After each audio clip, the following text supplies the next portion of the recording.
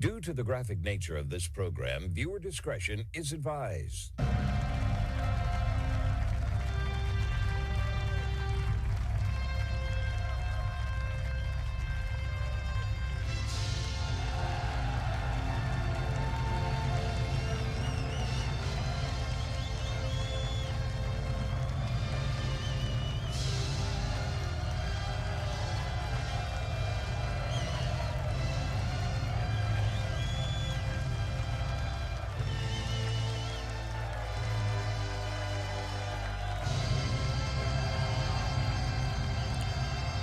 Welcome to the Marco Geray Show, everyone. It's Thursday, September 25th, 2025. Thanks for tuning into the show today to hear all the relevant, groundbreaking news here in the United States and, of course, around the world. The only show where the facts are facts and hard truths thrive.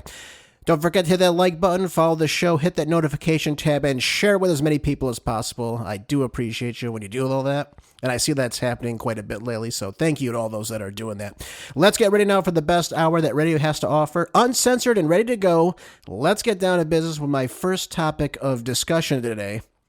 I saw this yesterday online, and I had to share with everybody listening. I know I have a lot of California listeners as well. The LA County Department of Health posted this on Instagram, I believe. It says, help keep your community safe. Get the updated COVID-19 vaccine. Public Health continues to recommend that everyone ages 6 months and older should receive a COVID-19 vaccine. Persons at a higher risk of severe disease should get the updated vaccine as soon as it's available from their doctor or local pharmacy. Swipe to learn more. You know, I see these stupid things. First of all, it's like 75 degrees right now in Los Angeles. And as many of you people know, communicable diseases do not spread when it's really hot like that. It's usually in cooler months where the virus can survive. It doesn't live in warm climates like that. So the idea that the LA Department of Health is actually pushing people to get a vaccine that has killed, what? I said 5,000 people a week in America yesterday? Yeah, it just broke. Edward Dowd released it. 5,000 people a week. And they're encouraging you to go and get this exact same shot that's doing that. It's mind-boggling to me. But I told you, there's no shortage of crazy in America. Up is down, down is up, right is wrong, right is... all this nonsense. I mean, it's just ridiculous. They would actually be pushing. And if I know this information, I'd have to assume the LA County Department of Health knows this as well. There's no way they don't have this information at their hands. There's no way that the CDC doesn't have this information. Or Health and Human Services. I mean, this is ridiculous that they're still pushing people 5 years after the fact to go get a shot that doesn't stop the transmission, doesn't stop any type of spread, has zero efficacy, and they want you to keep getting these shots. This is why they want it, folks.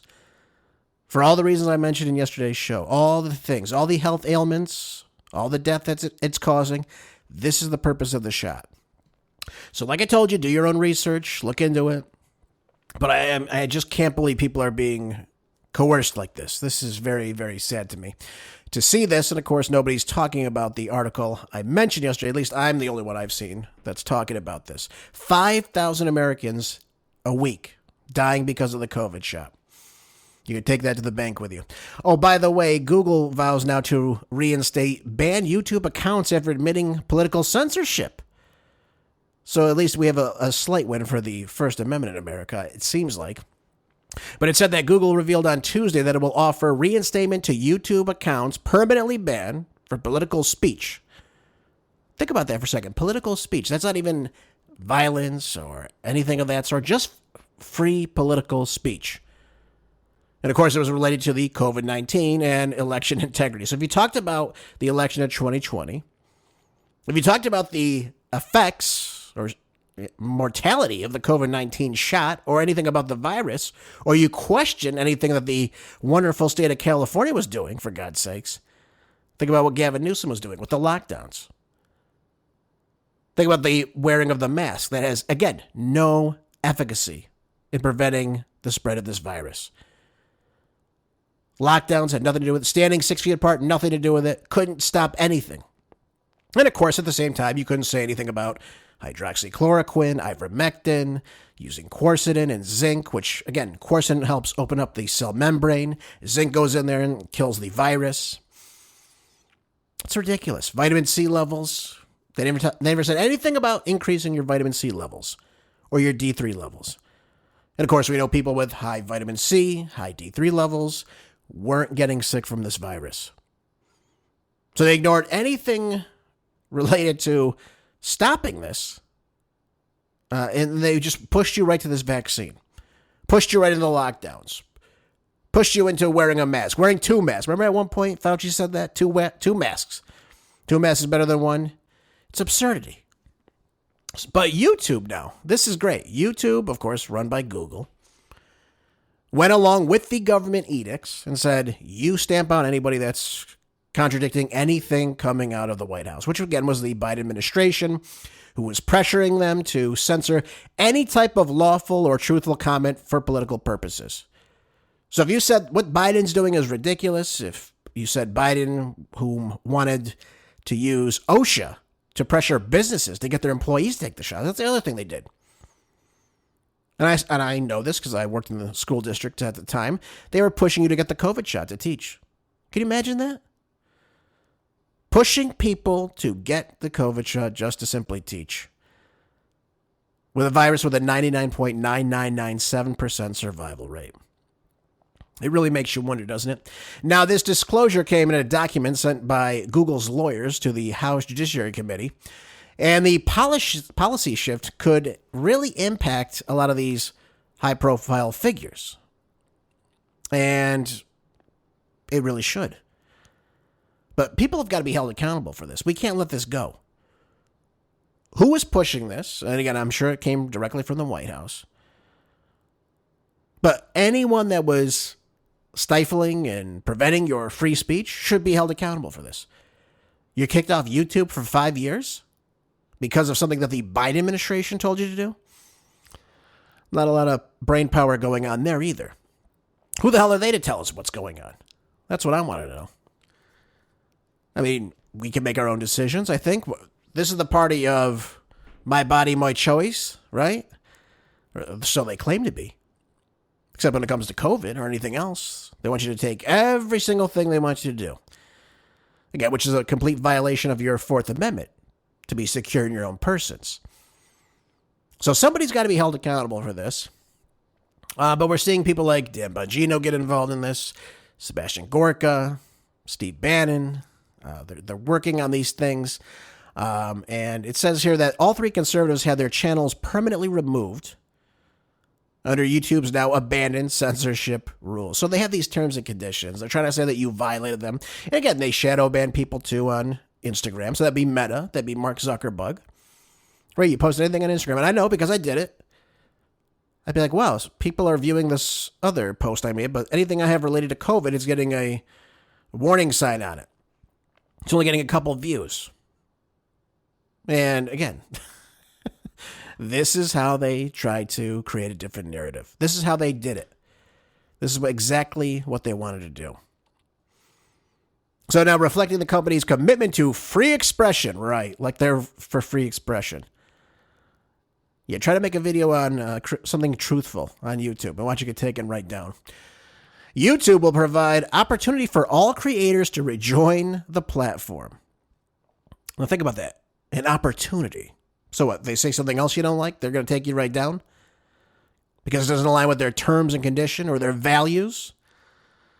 It's a joke. But look at this. So, opportunities for all creators to rejoin the platform if the company terminated their channels for repeated violations of COVID-19 and election integrity policies that are no longer in effect. I got to laugh about this. This is hilarious. So if there's only one of those two reasons, anything else they don't like, it's fine to just take you right down, demonetize you. YouTube permanently banned Dan Bongino in 2022 after claiming his commentary on masks violated its policies. So, for example, if he said something truthful, like what Dr. Simone Gold in Los Angeles found out, she found out that the pores on the masks, are larger than the size of the virus. The virus is 0.1 microns. The holes in the masks, or the pores, I should say, are anywhere from 20 to 400 microns. Very tiny. You can't even see it. But this is the truth of the matter.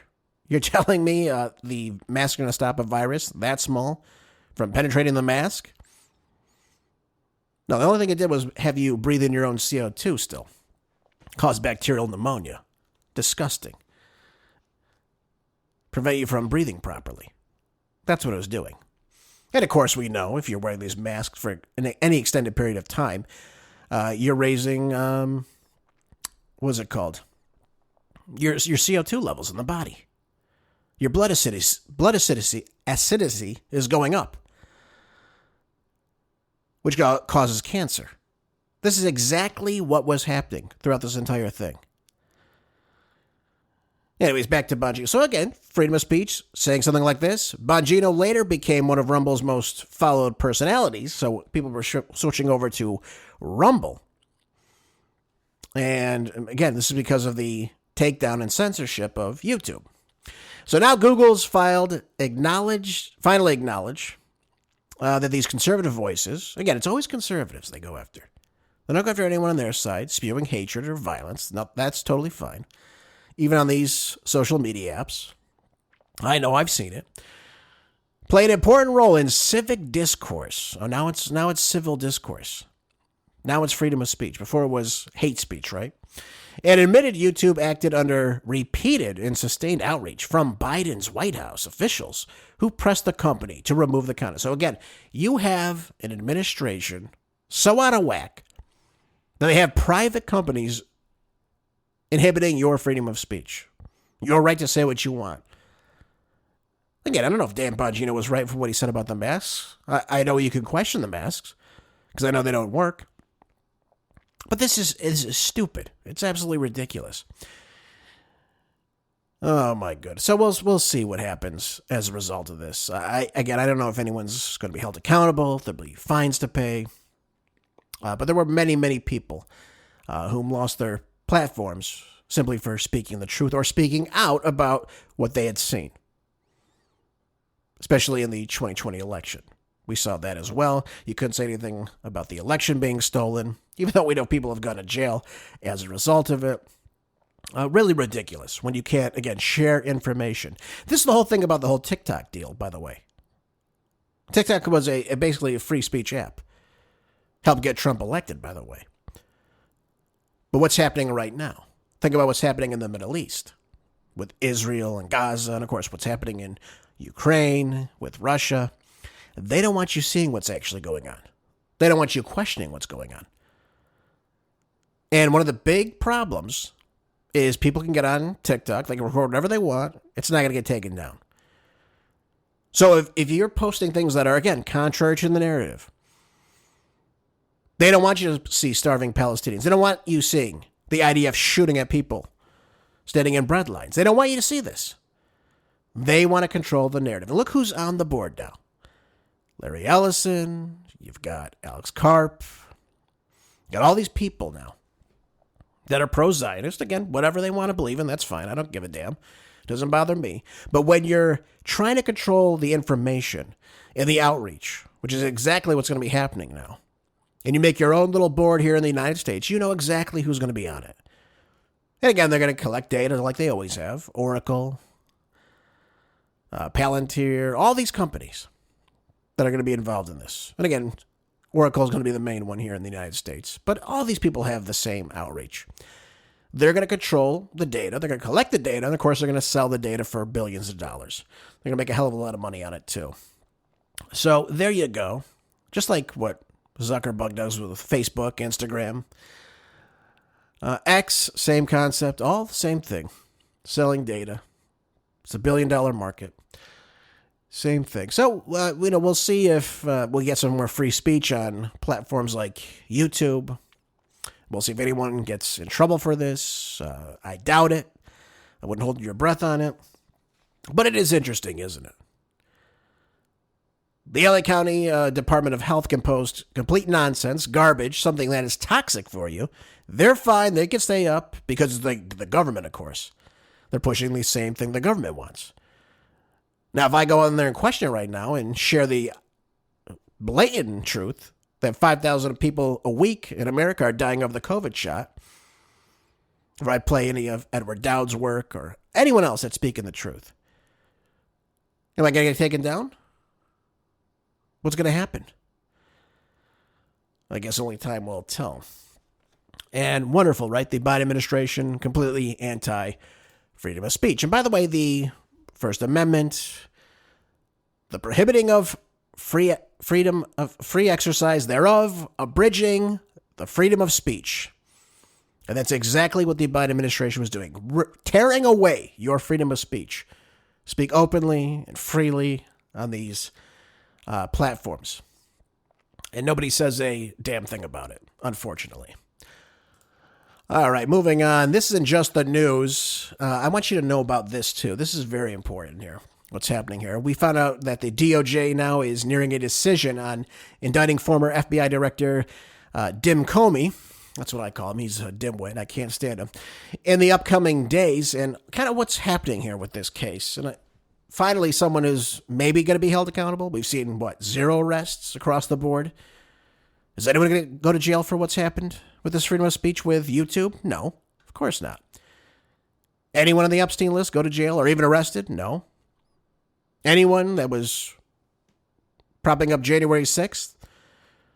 The real culprits behind that? Anyone go to jail? No, we got the 1,200 people that walked in the Capitol building. Well, the doors were held open by Capitol Police. But that's what we saw. We saw grandmas going to jail, rotting away in solitary confinement.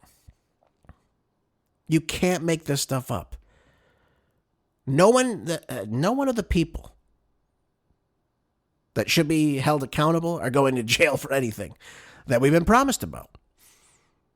Not one person's been arrested for this stuff. Anyone from Russia collusion, by the way, totally against Donald Trump. Has anyone gone to jail? Nobody. Not a single person.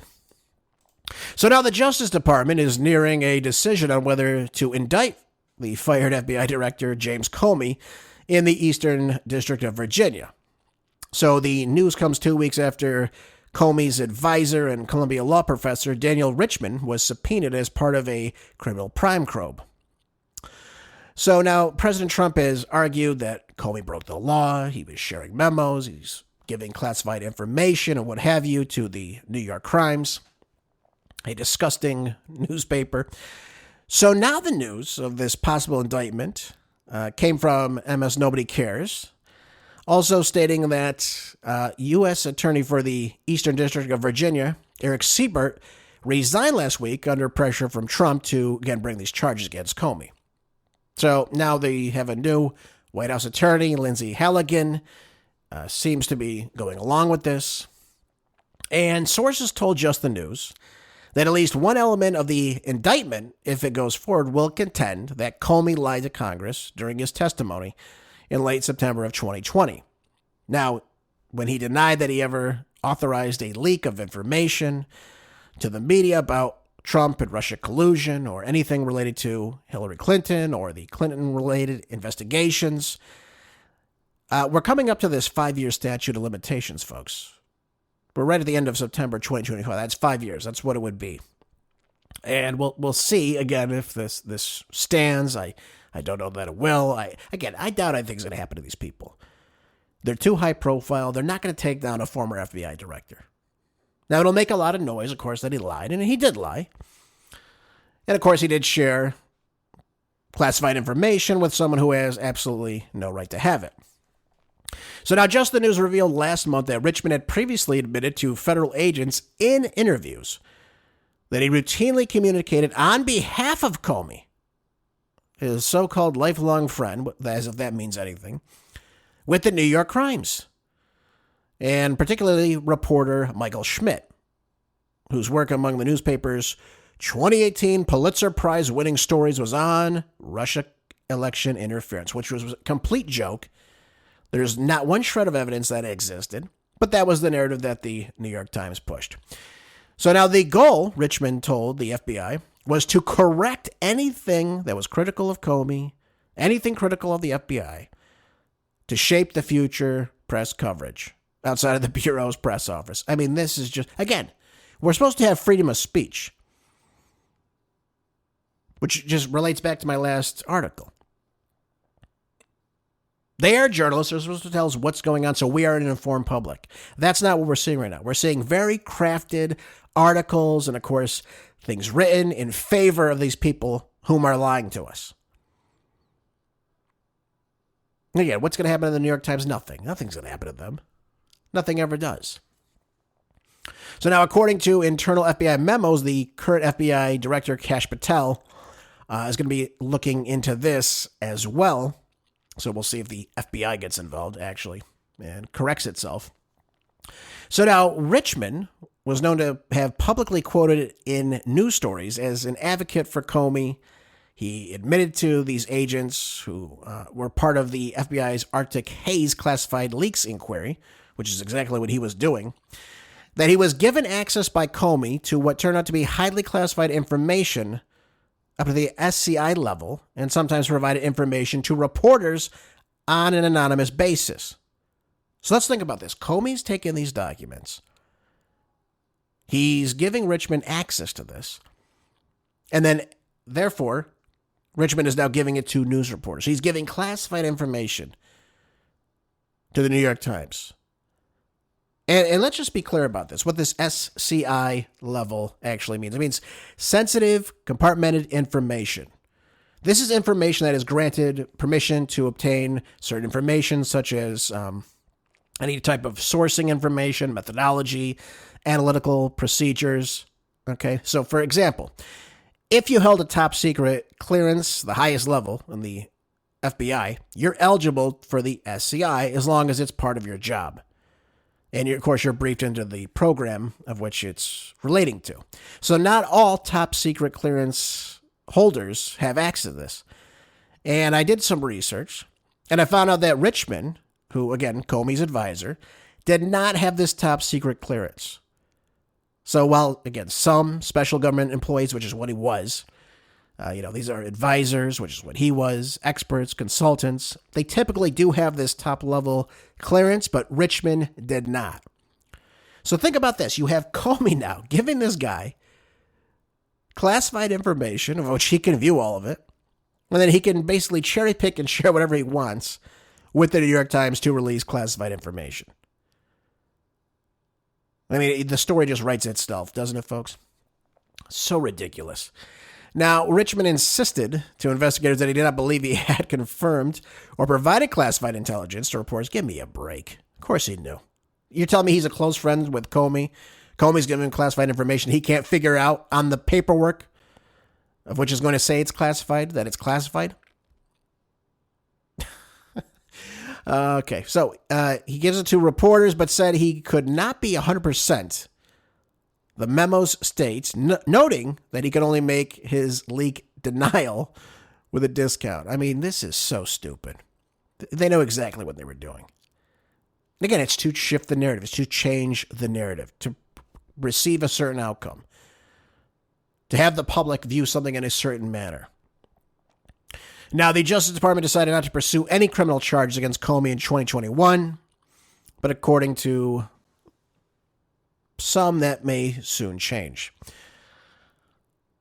How do we have a bureau like this? How do we have an FBI that is leaking information, classified documents, again, about something that, again, there's no information to suggest that Donald Trump colluded with Russia. There's nothing that shows that Putin or anyone in the Kremlin did anything to change any votes in the 2016 election. Yeah, again, this is what's being pushed out. This is why Trump was, again, bogged down by the Democrats for so long. We had a whole hearing about it. We had Adam Schiff, remember? Adam Schiff came out, stated there's all this information about Trump colluding with Russia, and it just gets blown up. They end up wasting, $40 million, $50 million? And, of course, they find no information of Russia collusion. But you read the New York Times, you believed it. Now, Grassley, this is, again, when he was subpoenaed, I believe back in 2017, he asked Comey if there had ever been an anonymous source in news reports about matters relating to Donald Trump or the Clinton investigation. Comey replied no. Then Grassley asked whether Comey had ever authorized someone else, at the behest of the FBI, to be an anonymous source in news reports about President Trump and the investigation or the Clinton investigation. He again testifies no. Now, whether any classified information relating to President Trump or his associates had ever been declassified and shared with journalists, Comey said, not to my knowledge. So now we have all these problems now, because now he's lying under oath, again, committing perjury. So while the testimony by Comey likely falls again out of these statute of limitations for false statements and for the charge of this, the former FBI director doubled down on another Senate Judiciary appearance on September 30th, 2020. So we're almost 5 years from that. And during this, Comey's questioned again, this time by Senator Ted Cruz of Texas. Of course, he asks him this pointed question. He says, now, as you know, Andrew McCabe, who worked for you, has publicly repeated that he leaked information to the Wall Street Journal. I changed it for you. That you were directly aware of it and that you directly authorized it. Cruz said, now, what Mr. McCabe is saying and what you testified to this committee cannot both be true. One or the other is false. Who's telling the truth? Comey said, I can only speak to my testimony. I stand behind the testimony you summarized that I gave you in May of 2017. So again, he asked him, so your testimony is you've never authorized anyone to leak. And Mr. McCabe, if he says contrary, is not telling the truth. Is that correct? Comey again says, again, I'm not going to characterize Andy's testimony, but mine is the same as today. So someone's got to be lying. Someone has to be lying here. I mean, they both can't be telling the truth. McCabe saying he gave him permission. He's saying he didn't. Someone's lying. And all things probably lead to Comey is lying yet again. So then we had the DOJ inspector, Michael Horowitz. He released a report in April of 2018 detailing multiple instances of which McCabe lacked candor with James Comey, FBI investigators, and of course, the Inspector General investigations about his late 2016 decision to leak sensitive information, again to the Wall Street Journal, that revealed the existence of an FBI investigation into the Clinton Foundation. So this thing is just full circle now. What Comey's doing, leaking classified information constantly from various people to various different news outlets. It's unbelievable. I mean, this is very damning information, folks. He should be held accountable. Will he be? I highly doubt it. We have the statute of limitations coming up. They'll probably try to extend it. There's a little bit more here. I'm not going to keep getting into all of this, but the basic premise of all this is simply that James Comey is lying under oath. And of course, he's not upholding his oath of office. He's leaking classified information. Remember, they made a whole big deal about, again, Trump even having classified information at Mar-a-Lago. The Biden regime sends the FBI in with the use of using lethal force if necessary. That's what the report said, by the way. The FBI was able to use lethal force on the premise of Mar-a-Lago of the former president. And again, go through all his documents based on nothing. What happened with that case? It's gone. I mean, Joe Biden could take things from when he was senator, when he was vice president. He'd never had any type of clearance to have. That was okay. We had Robert Hur look into that. We found out Joe Biden's an idiot. He can't even stand trial because he's just an old, nice guy, right? Very confused most of the time. Well, we know that. We could see that. We lived through it. That's okay. No one makes any big deal about this. But now James Comey's here. And look at the way he handled himself as FBI director.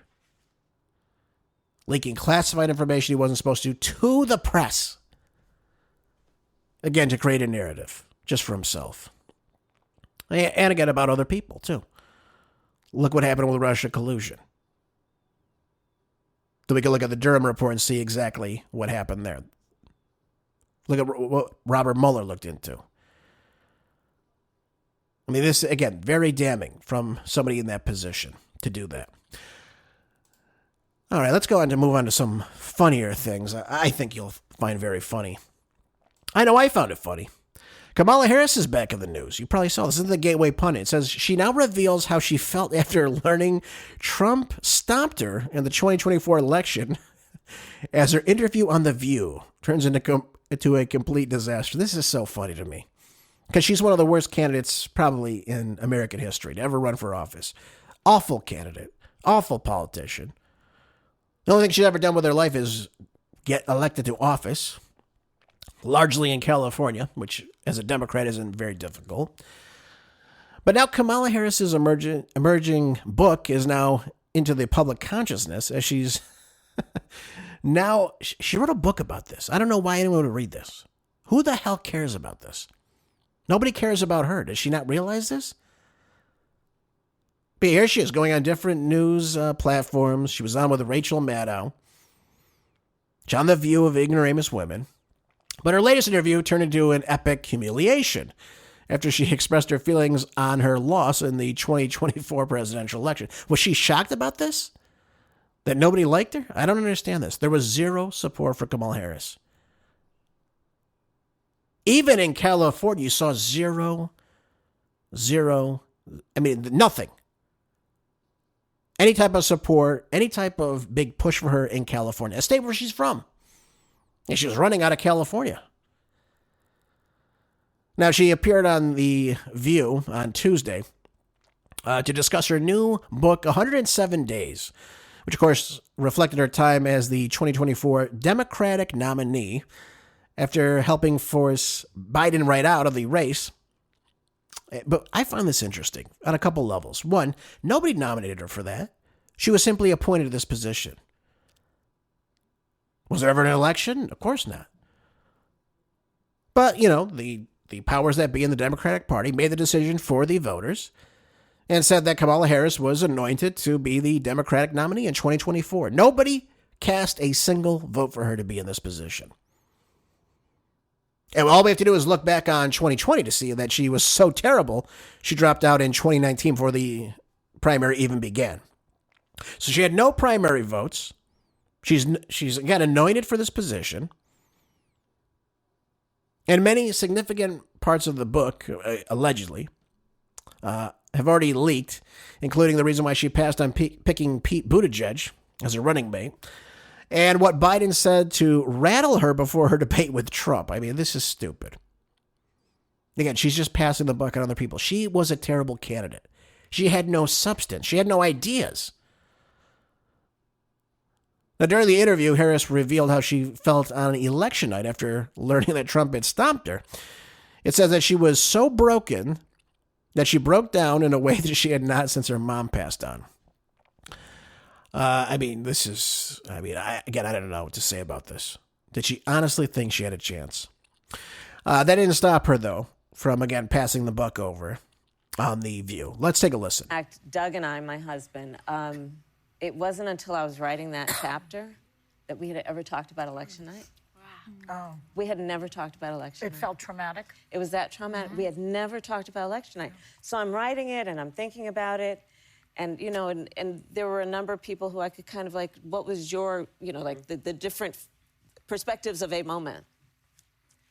And that's when Doug told me that he had been out campaigning with my brother-in-law in Pennsylvania, and we met back up in D.C. And I remember him being a little out of sorts, but there was so much happening. Does anyone believe she actually wrote this book, by the way? Does anyone actually think Kamala Harris sat down and wrote about this nonsense? I mean, the book is obviously just put out there for making some type of money. There'll be certain people bookstores that buy it. I mean, it's going to probably sit on the shelf.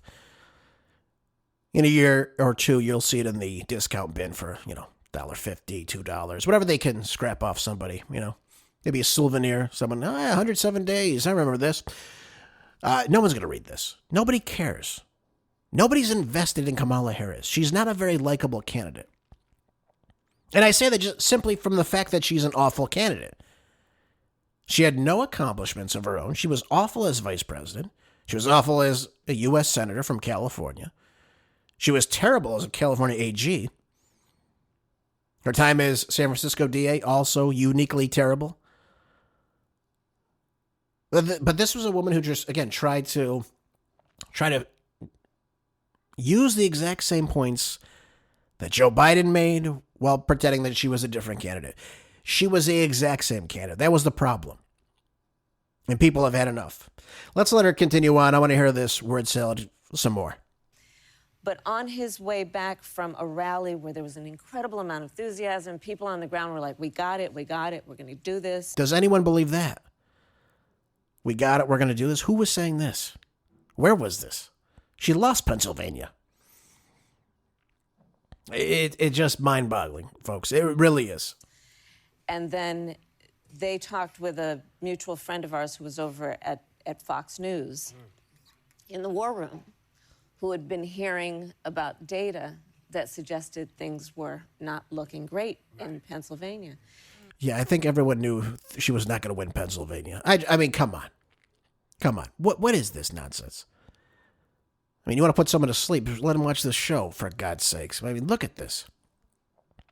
So not only is she extremely boring, and I'm sure the book is equally just as bad. And again, I doubt she wrote the book. Someone probably did it for her. I'd have to guess. But it continued on. Let's keep listening. And I do believe that moving forward, we're going to remember that the power ultimately is with the people.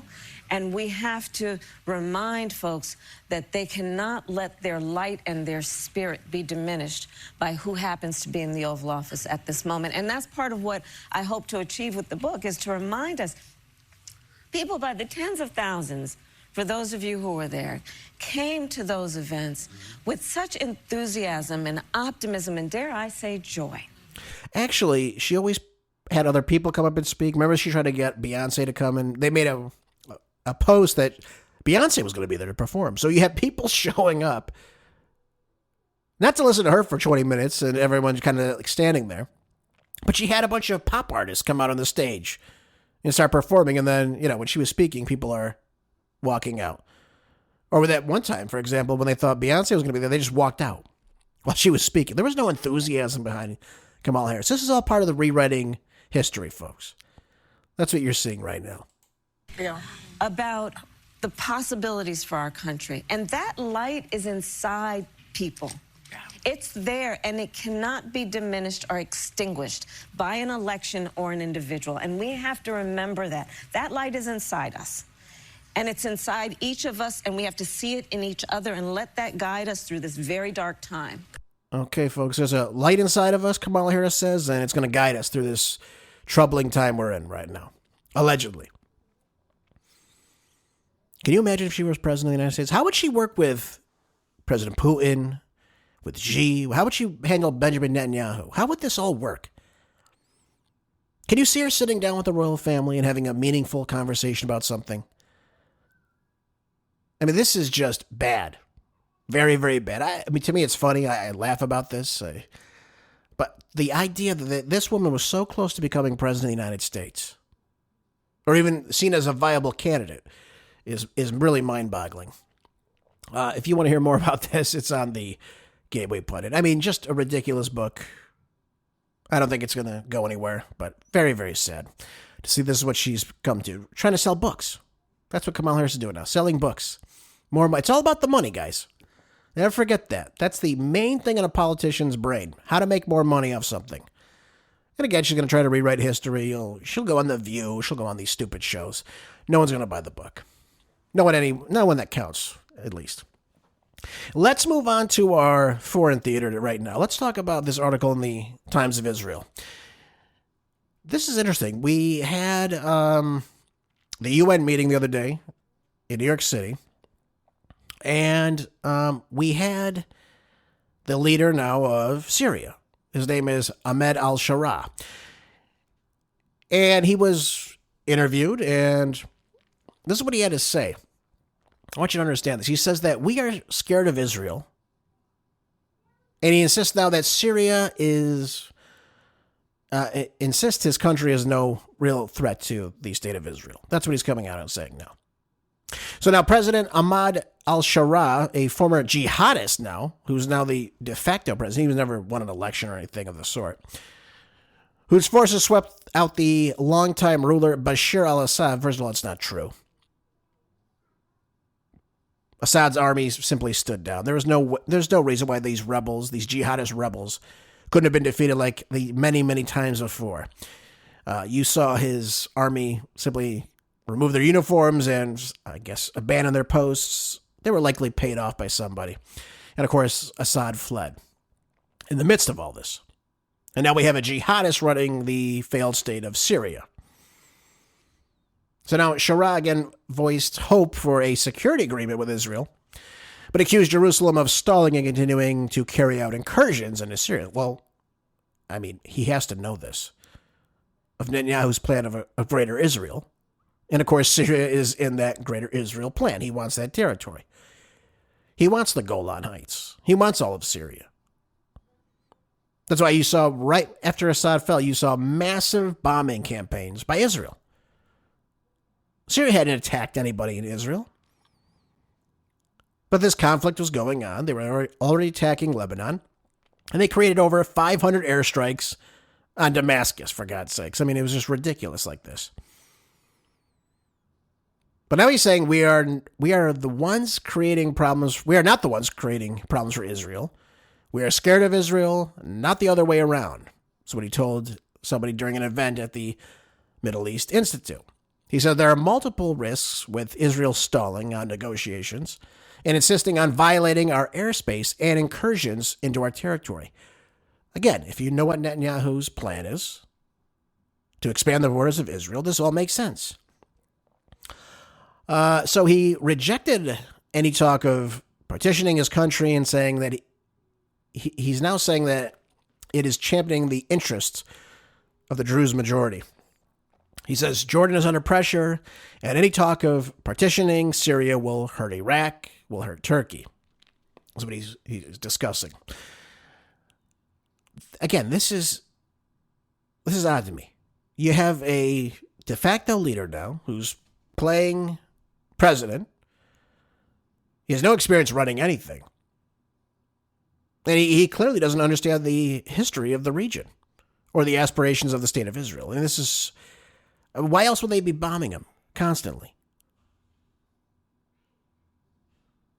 And now he's talking about creating some type of ceasefire deal or security agreement. When has Israel ever accepted any type of ceasefire or honored it? Or look what's happening in Gaza. There's supposed to be a ceasefire in Gaza right now. They're bombing the hell out of them in Gaza City. There's supposed to be a ceasefire in Lebanon. And now we know, of course, they're still bombing heavily in southern Lebanon. 4 Americans were killed recently. No one in the United States said a damn thing about it. I'm one of the few people that did. But this is the reality of the situation. There's a 7-front war going on with Israel right now.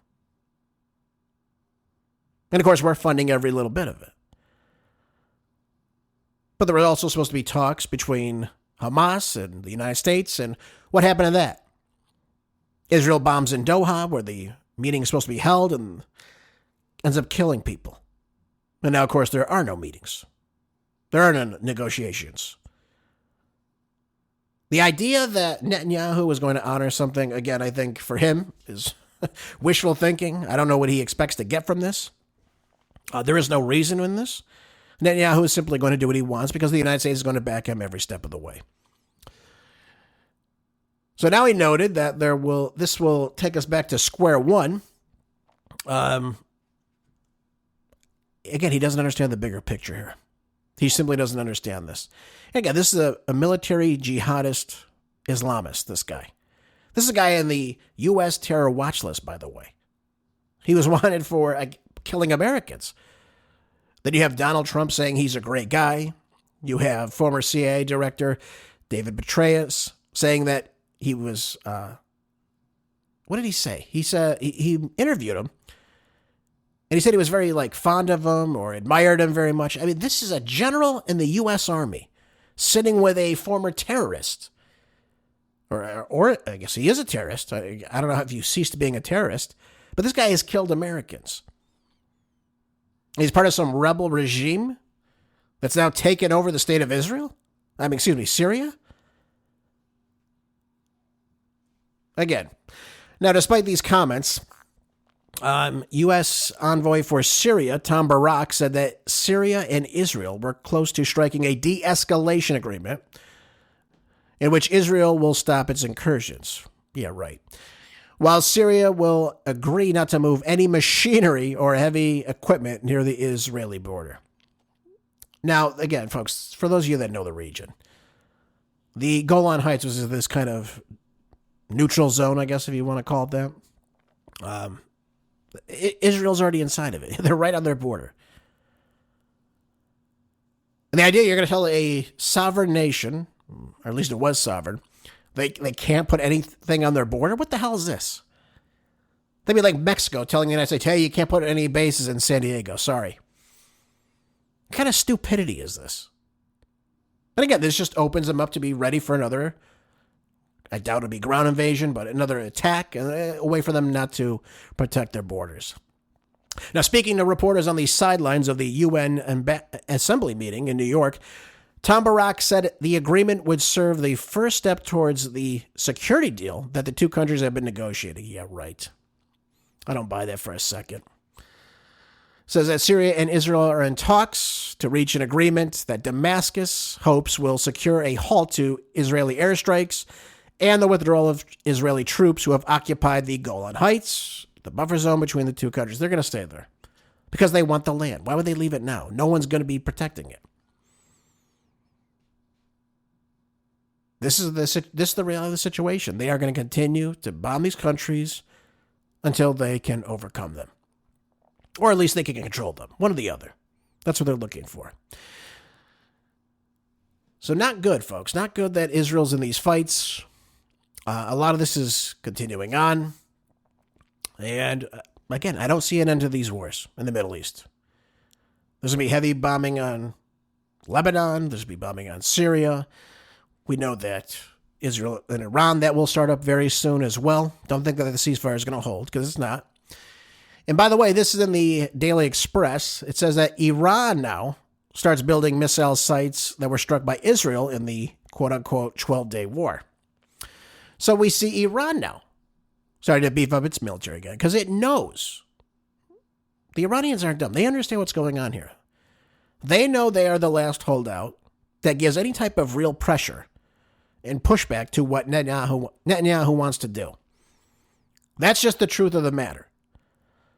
So now we have these new satellite images. They're showing what Iran is now reconstructed, these missile production sites. The images, again, were analyzed by the Associated Press, which show massive mixers used to create solid fuel for weapons are missing. Yeah.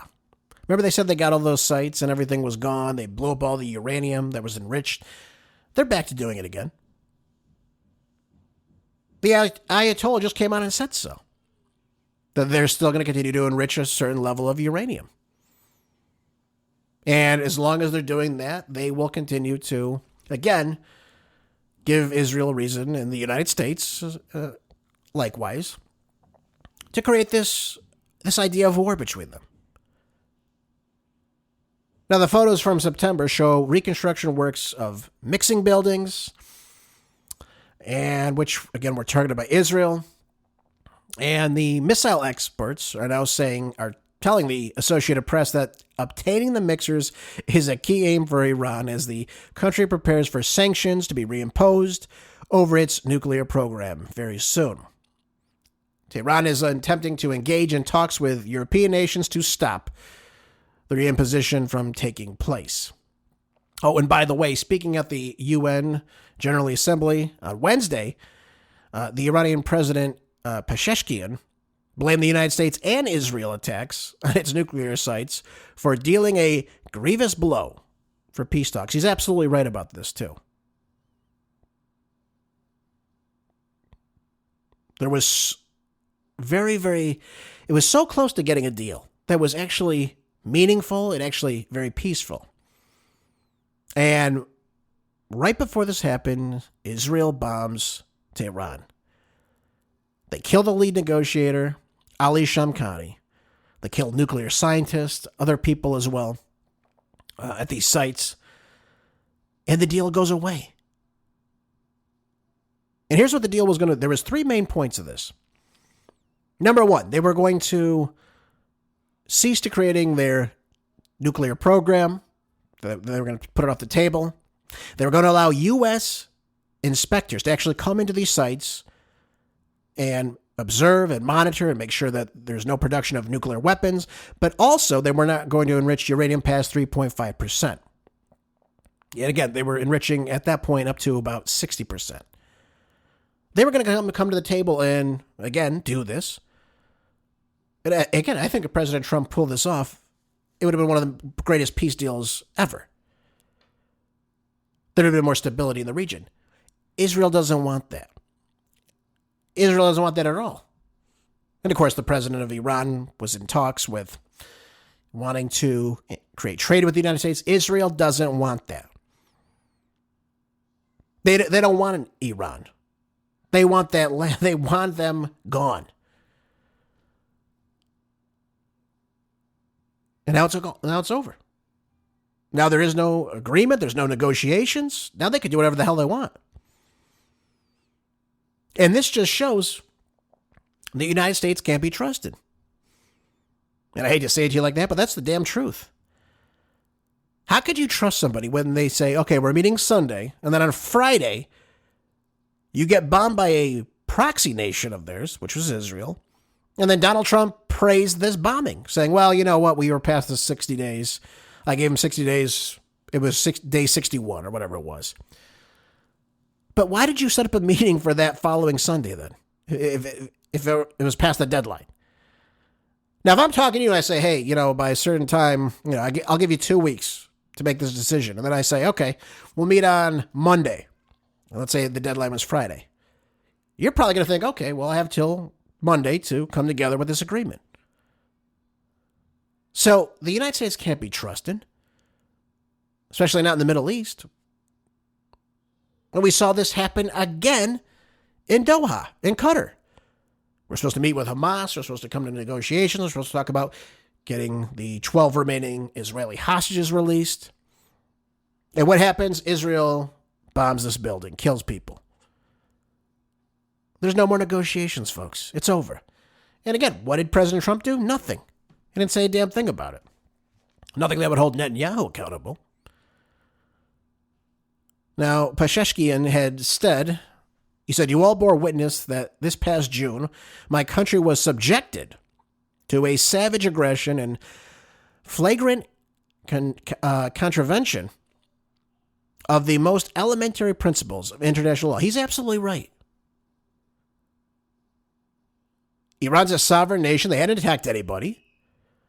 And yet we saw this massive bombing campaign from Israel and, of course, then the United States. Iran's Supreme Leader, Ayatollah Ali Khamenei, rejected any nuclear talks with the United States on Tuesday. There you go, folks. It's all over. What could have been a massive win, a massive peace deal, which would keep everybody safe, is now up in the air. It's gone. It's not going to happen. Very sad stuff, folks. I mean, you want to see peace. Again, Donald Trump ran as a peace candidate. We wanted to see peace. We don't want wars. We don't want innocent civilians getting killed, but look what we see here. Look at what we see now. It's very sad. Absolutely sad. All right, moving on. This is in the Federalist and Gavin Newsom. There's no shortage of how ridiculous Gavin Newsom is. And it says here that after Gavin Newsom targeted ICE on Stephen Colbert's show, a shooter now tries to murder ICE agents in Dallas. Gavin Newsom is one of the... we're got to talk about Kamala Harris too, but Gavin Newsom is one of the most low-life scumbag politicians in America right now. He is a hollow vessel. He has no accomplishments, just like Kamala. He will say whatever he can to get elected or to, again, sway opinion.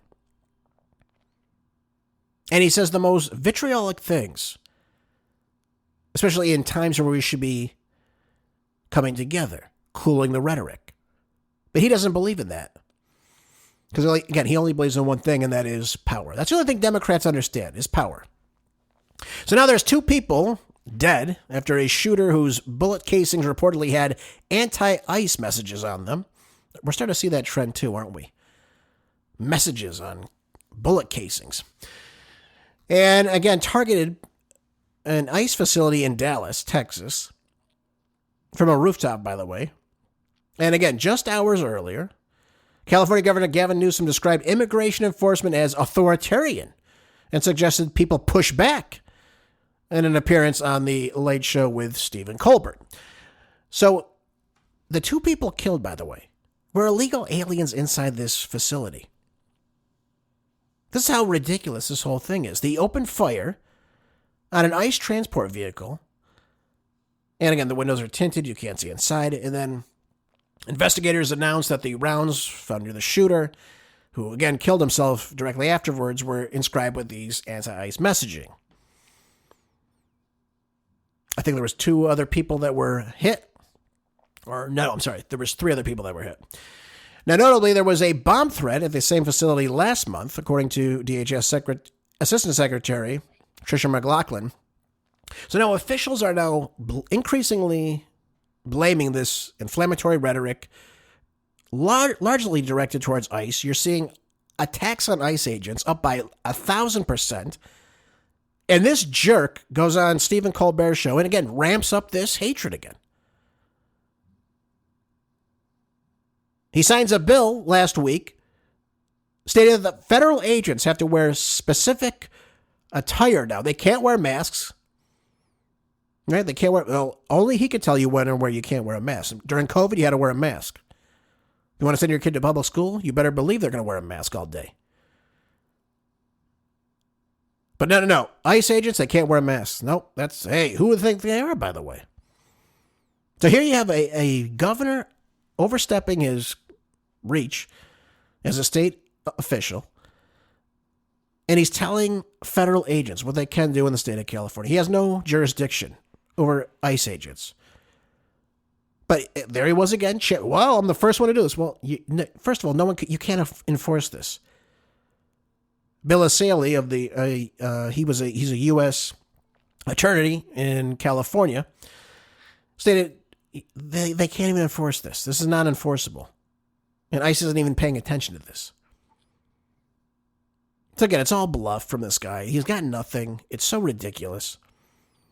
And the reason they're wearing the masks, Gavin, is because people are threatening them. People are trying to dox them.